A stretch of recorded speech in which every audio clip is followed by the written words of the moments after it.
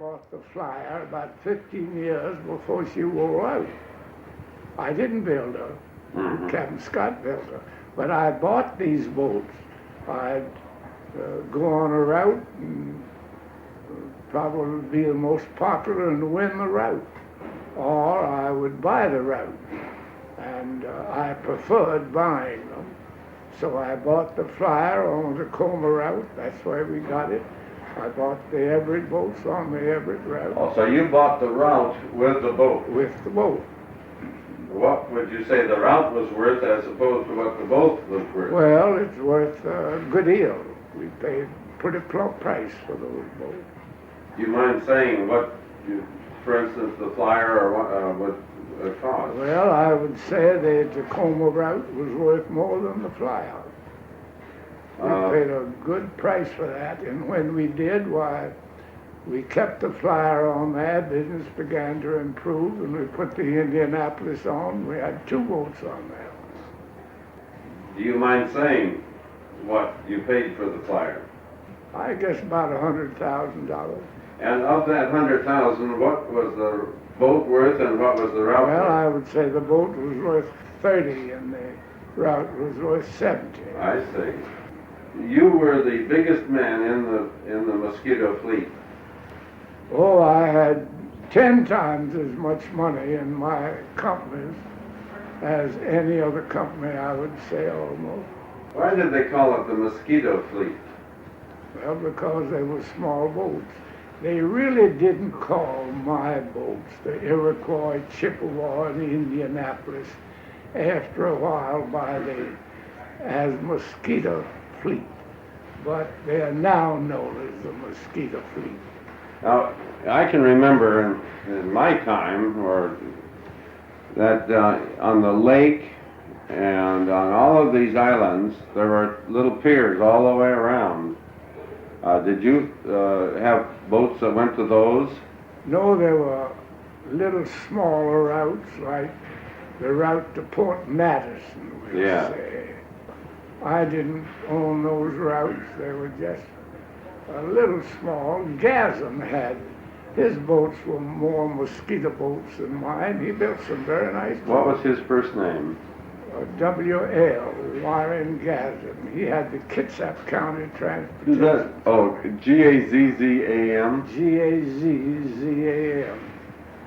And he had the Kitsap County Transportation Company? Yeah. Some right nice boats, too. Who would, for instance, service Vashon Island? Would that be the Kitsap County?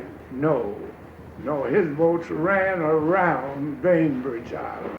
There was one boat that ran down the West Passage to Tacoma, the Vashon Island. We go down the East Passage. That's so much shorter. There were 2 or 3 different people that ran down there. We really didn't want that route. It was a slower route. How long did it take for the trip to Tacoma? She made as many as 4 round trips a day, but mostly 3 round trips. A round trip would take pretty nearly 4 hours. So 4 times 3 is 12. She ran more than 12 hours on a good many occasions. Did you serve food on the Flyer? Oh yes, nice dining room. Did you have liquor?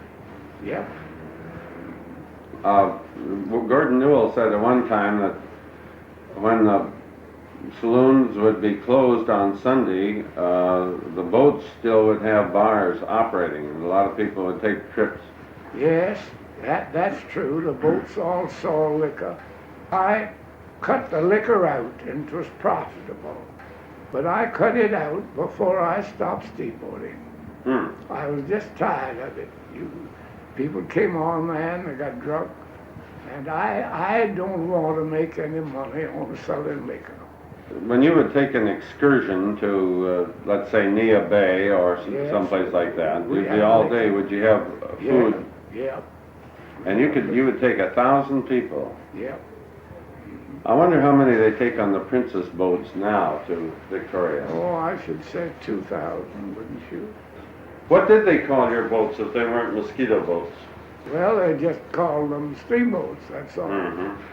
How big a boat is the flyer? Oh, the flyer was 150 feet, probably. That's a big boat then, wasn't it? Yeah, pretty good sized boat. Really, the Mosquito boat name was given more for the boats to Port Blakely and the boats to Port Madison and the smaller boats that fed Seattle.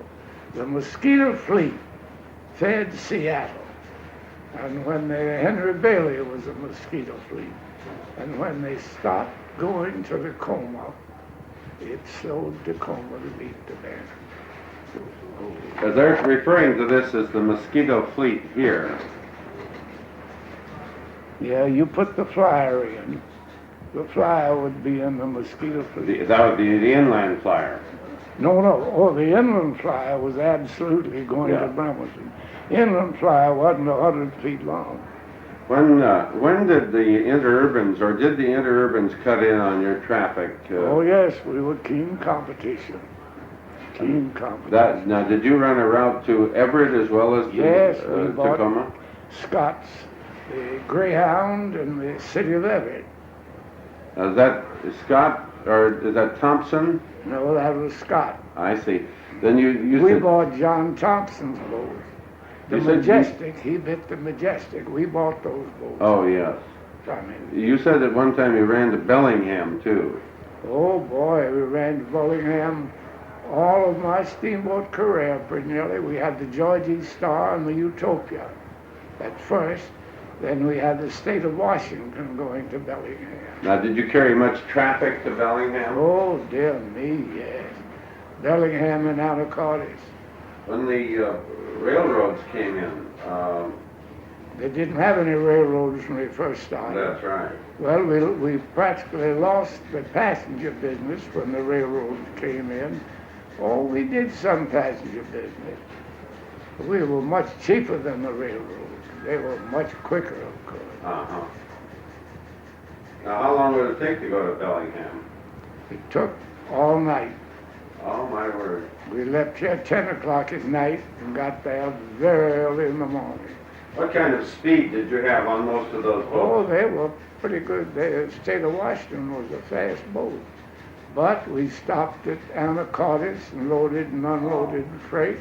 After a while, we stopped there was an Everett, and we stopped there and loaded and unloaded freight. How many knots an hour did these boats go?